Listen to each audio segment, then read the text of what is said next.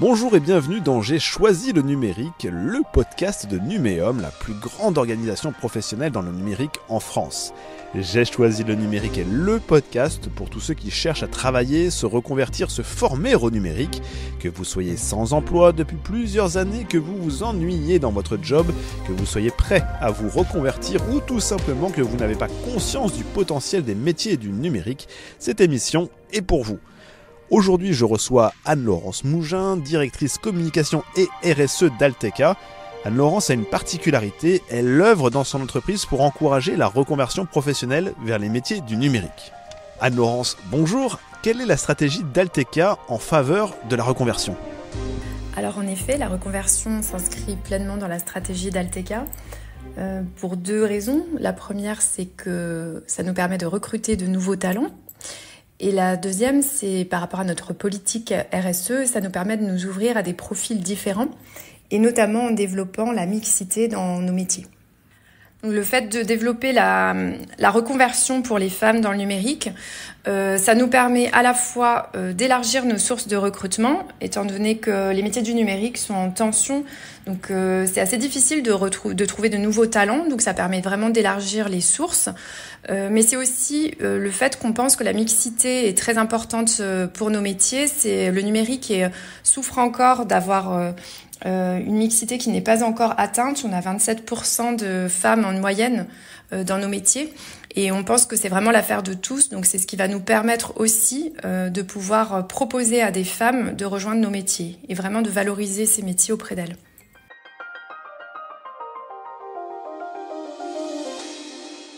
Alors c'est intéressant ce que vous dites, mais comment réellement faire une architecture ou un squelette pour organiser une telle démarche ?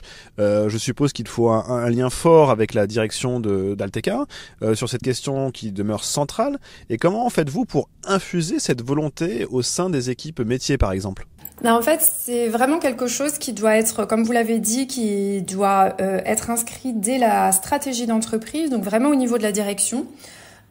Alors chez nous, c'est vraiment lié à notre historique, en fait, à notre ADN, puisque dès le départ, on a toujours eu des personnes qui étaient en reconversion, alors hommes ou femmes, mais c'est vrai qu'on a toujours eu des personnes qu'on allait former à nos métiers, qui pouvaient avoir des formations très différentes. Et c'est quelque chose qui est vraiment dans l'ADN de l'entreprise. Ce qui fait que même dans les équipes managériales, les managers eux-mêmes ont pu être issus de reconversion et donc ont cette sensibilisation au fait que on sort pas forcément d'une formation qui est technique, on sort pas forcément d'une formation qui va vraiment mettre en œuvre nos compétences. On peut avoir vraiment une transposition des compétences qui est possible. Et c'est quelque chose qui est vraiment chez nous dans la culture d'entreprise, mais qu'on veille aussi à ancrer dans nos formations auprès des managers. Donc c'est quelque chose qui est vraiment diffusé dans l'entreprise, que ce soit au niveau du recrutement, quand on va aller chercher de nouvelles personnes, au niveau des ressources humaines, et puis, comme je le disais, du management. Donc on veille à ce que chacun soit sensibilisé aussi à cette ouverture d'esprit. Et il y a aussi un accompagnement qui peut être spécifique. Donc quand on recrute des personnes qui sont issues de formations différentes, donc de parcours de reconversion, qui ont une première vie professionnelle, on a un accompagnement tout particulier. Parce qu'effectivement, il y a une immersion qui va se faire, on va avoir un petit peu plus de proximité managériale pour pouvoir leur permettre d'avoir une intégration qui soit compatible.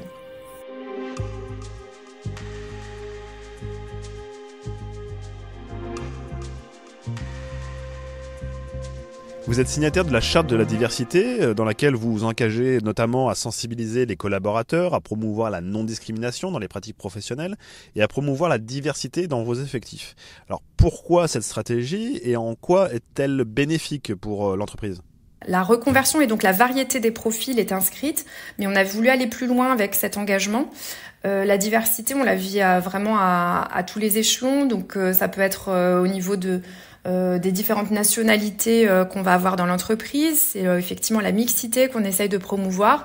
Ce qui est important, c'est de pouvoir vraiment s'appuyer sur les compétences des personnes qu'on va recruter.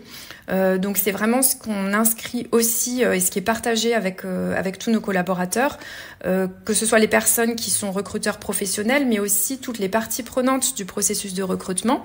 Donc ça peut être des managers qui recrutent pour leurs équipes, ça peut être d'autres intervenants. On va vraiment sensibiliser sur le fait de s'intéresser davantage aux soft skills.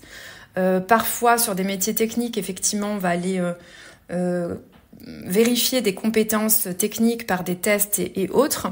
Mais on va vraiment s'attacher à considérer les personnes en tant que telles, sans discrimination.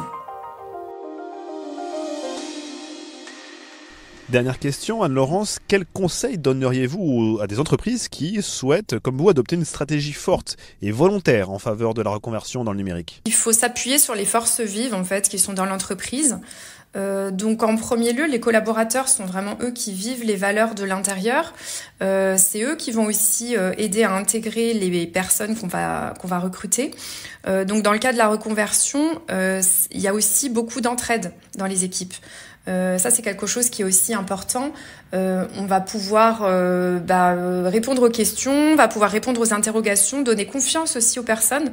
Ça, je crois que c'est très important parce que quand on a changé de vie professionnelle, on peut aussi avoir parfois des pertes de confiance. C'est important de pouvoir s'appuyer sur ses collègues, sur ses managers, sur les RH. Donc, je crois qu'il faut vraiment utiliser les personnes qui sont dans l'entreprise. Nous, on les fait témoigner aussi. C'est important d'avoir des rôles modèles. Donc, toutes les personnes qui ont déjà vécu ça, elles ont connu aussi les difficultés inhérentes à la reconversion. Je pense que ce sont les plus à même de pouvoir aussi montrer que c'est possible et qu'en fait, elles ont réussi. Et enfin, on utilise aussi l'immersion. Donc, vraiment de venir essayer les métiers directement dans les entreprises. Je pense que c'est vraiment le meilleur moyen pour pouvoir se rendre compte du quotidien. Montrer que c'est possible, que l'on a réussi. C'est les mots de cet épisode d'aujourd'hui. Anne-Laurence Mougin, merci. Je rappelle que vous êtes directrice communication et RSE d'Alteca. Quant à moi, je vous dis à très bientôt pour un prochain épisode de J'ai choisi le numérique, le podcast de Numéum sur la reconversion vers les métiers du numérique. Au revoir.